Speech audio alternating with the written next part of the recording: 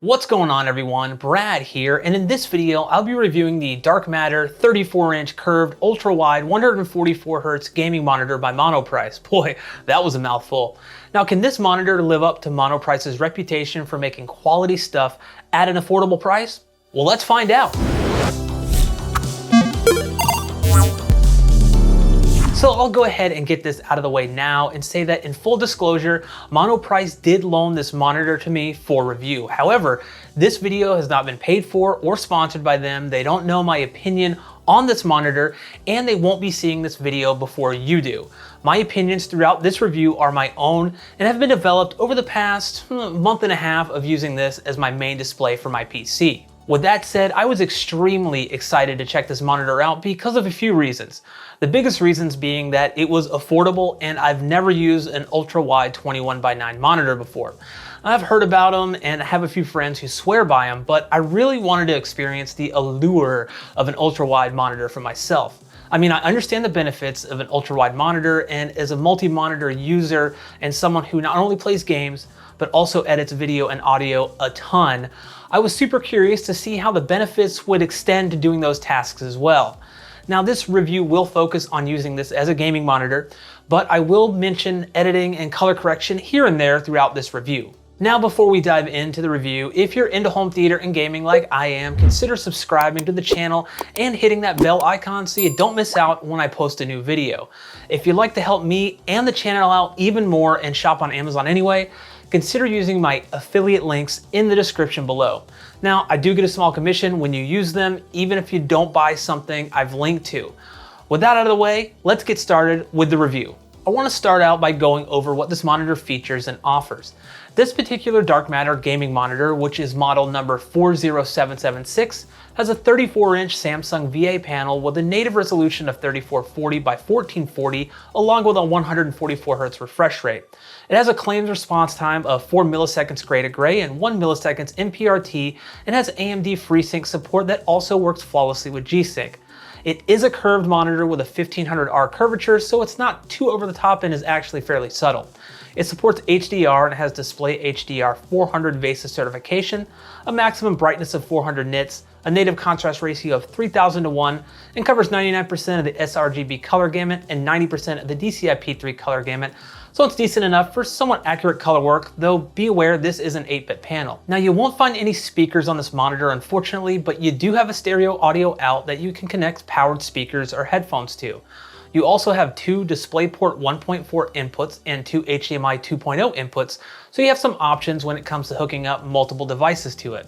This does support using a VESA mount. Just be sure your mount supports a 75 by 75 mounting pattern and a 15-pound monitor. Now, as far as the build quality goes, it's pretty darn solid actually. The monitor itself is mostly made out of plastic with the stand base made out of some sort of metal, I don't know.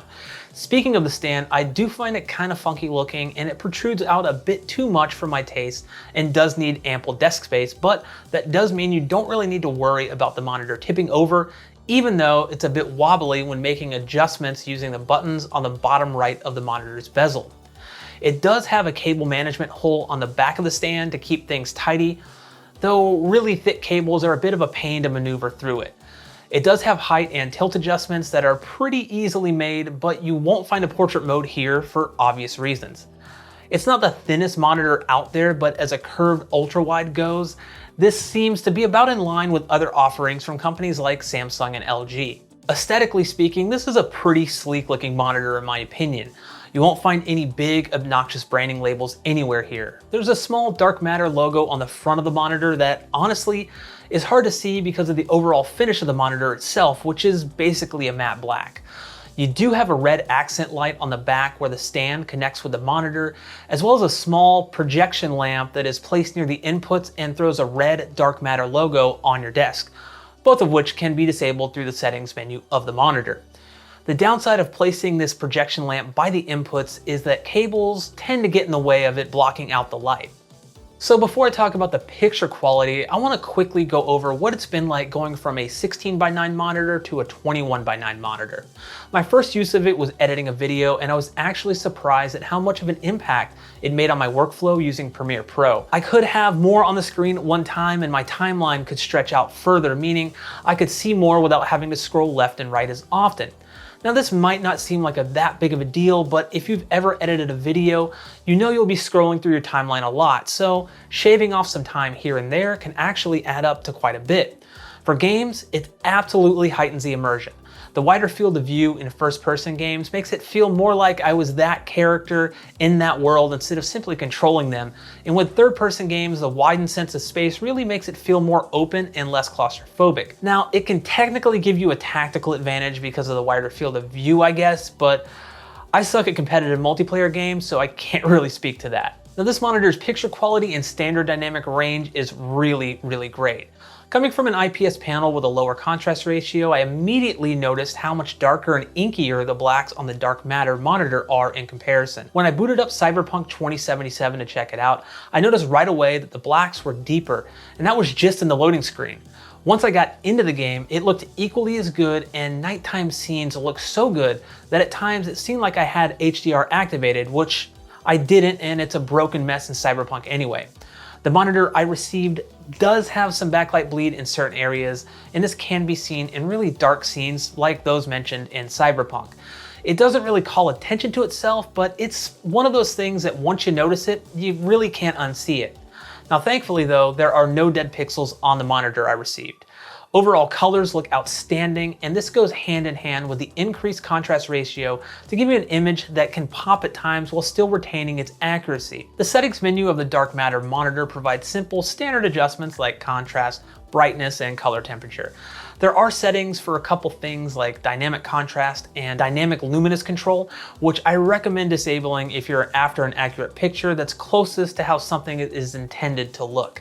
Using this monitor for color correction and color grading works pretty well, though you may want to consider something with better DCI-P3 coverage if you work with color correction and accuracy is really important to you. Switching to HDR mode and things aren't quite as good as they are in SDR, unfortunately. The image can look a bit more punchy, but in my experience, that comes with a downside in the form of highlights that are clipped. Now checking out Strange Brigade, which in my opinion has fantastic use of HDR, at first glance everything looks great, but as we get further into the level, things don't look quite right anymore. If we compare shots taken off screen with a camera, you can clearly see the HDR version clipping highlights and losing a lot of detail in the clouds and sky, while the SDR version retains all of that. Unfortunately, settings for adjusting contrast, brightness, etc. within the monitor's menu are grayed out and can't be accessed. So it's basically a what you see is what you get type of scenario with no way of bringing that highlight detail back. If you're okay with the highlight clipping, then by all means go for it and play in HDR. For me personally, I would rather bump up the brightness level of SDR and stick with that before using HDR on this monitor. Now, as I mentioned while going over the tech specs for this monitor, it does have a 144Hz refresh rate and works with both FreeSync as well as G-Sync, provided you use a DisplayPort connection. It's not technically G-Sync compatible, but I didn't have any issues at all enabling it within the NVIDIA control panel, and I didn't experience any flickering whatsoever. Between testing games and running benchmarks, everything felt smooth and fluid, and dips were only really noticeable when falling below 48 frames per second. Now, I don't have a way to test input latency, so I can't confirm the claim 4 millisecond gray to gray or 1 millisecond MPRT response times, but what I can say is that I had no issues with latency at all. Things felt instantaneous, and that was with both mouse and keyboard as well as an Xbox One controller. There is a response time setting in the menus of the monitor with settings for low, middle, and high. This is essentially the monitor's overdrive setting, and I found that any setting above low produced too much inverse ghosting and overshoot to be usable in my opinion. Now, this can come down to personal preference, so if you don't mind some inverse ghosting, then you can crank this setting up to your liking. So after spending nearly 2 months with this monitor, would I consider purchasing it? Honestly, I would, and I totally want to keep it, and I don't want to send it back. Yeah, it has some issues here and there, such as the HDR highlight clipping and some nasty inverse ghosting on the higher overdrive settings, but the extra screen real estate has made both gaming and productivity much better and easier.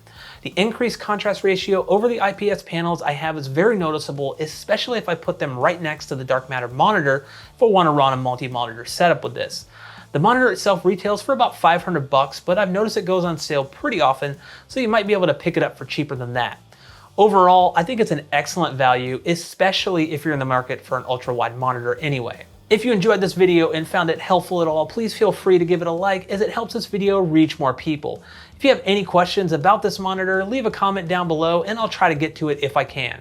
Thank you everyone for watching, and I will catch you in the next one.